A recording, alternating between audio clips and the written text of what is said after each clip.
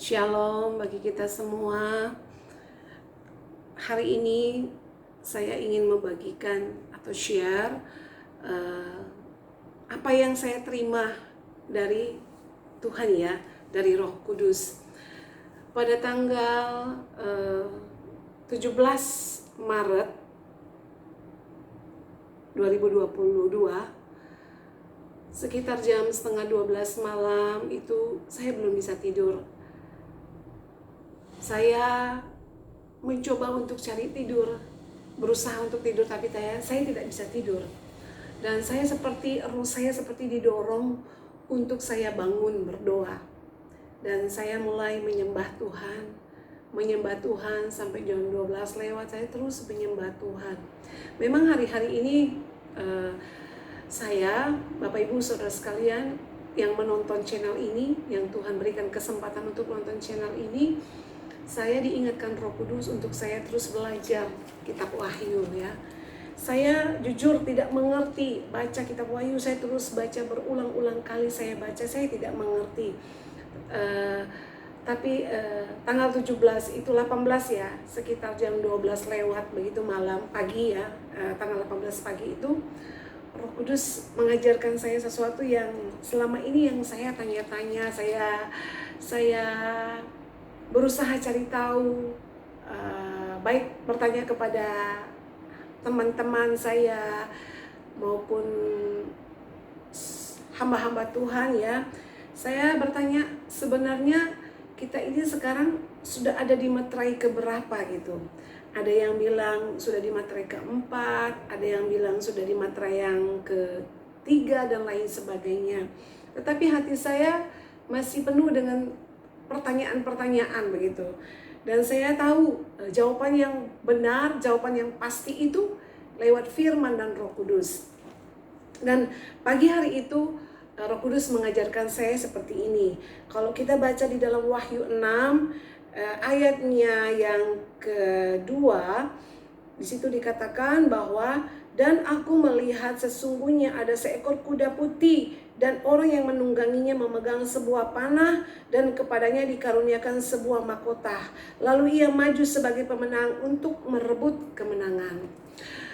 Bapak Ibu Saudara sekalian, jadi kuda putih ini yang Roh Kudus beritahukan kepada saya itu adalah Vladimir Putin, Presiden Rusia.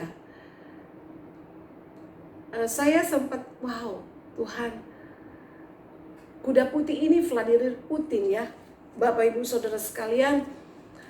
Dan Roh Kudus mengajarkan kepada saya seperti ini, bahwa bangsa bangkit melawan bangsa, mereka saling berperang ya, saling membunuh satu dengan yang lain. Itu tujuannya hanya mereka ingin memperebutkan minyak, saudara. Sebenarnya yang tujuan utama mereka adalah minyak. Jadi Roh Kudus mengajarkan saya demikian, bahwa dunia ini kebutuhan primernya adalah minyak.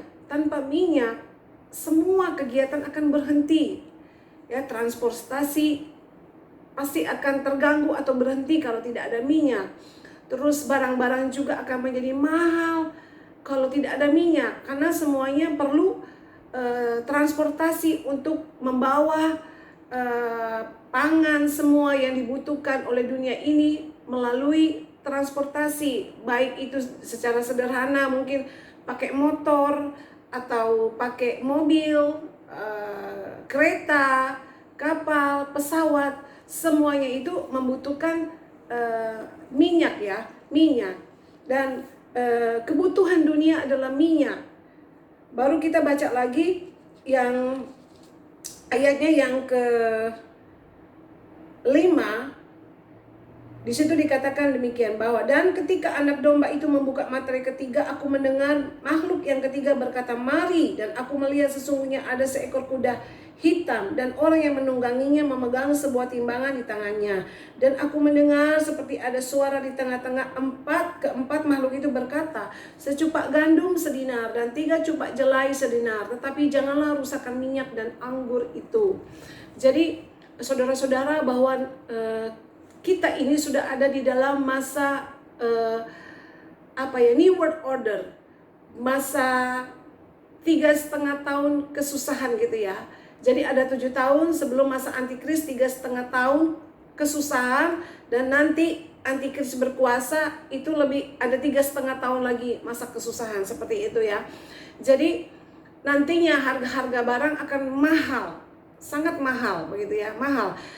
Tetapi Tuhan ingatkan kita sebagai anak-anak Tuhan agar kita tetap menjaga minyak artinya minyak urapan Tuhan di dalam kehidupan kita begitu. Kalau orang dunia membutuhkan minyak, sangat membutuhkan minyak ini kebutuhan primer bagi dunia, kebutuhan kita, kebutuhan primer kita, kebutuhan yang yang utama dalam kehidupan kita adalah urapan, adalah minyak. Itulah sebabnya ada di dalam firman Tuhan perumpamaan 10 gadis ya, 5 bijaksana dan 5 bodoh. Jadi yang 5 gadis bodoh itu tidak membawa minyak ya, ada bawa pelita tetapi tidak membawa minyak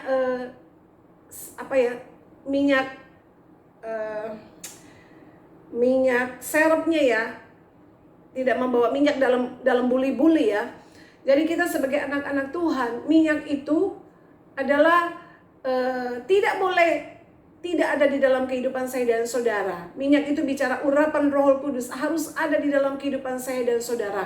Karena dengan urapan Roh Kudus lah kita akan mampu melewati 3,5 tahun ini. Dan nantinya Tuhan akan mengajarkan kita bagaimana Roh Kudus lewat Roh Kudusnya, bagaimana kita bisa melalui 3,5 tahun kesukaran ini sebelum antikris benar-benar menyatakan diri. Ada 3,5 tahun masa kesusahan ini, dan setelah itu dia akan tampil sebagai seorang penolong bagi dunia ini. Dia akan tampil sebagai penyelamat bagi dunia ini, dan penyesatan besar-besaran akan terjadi.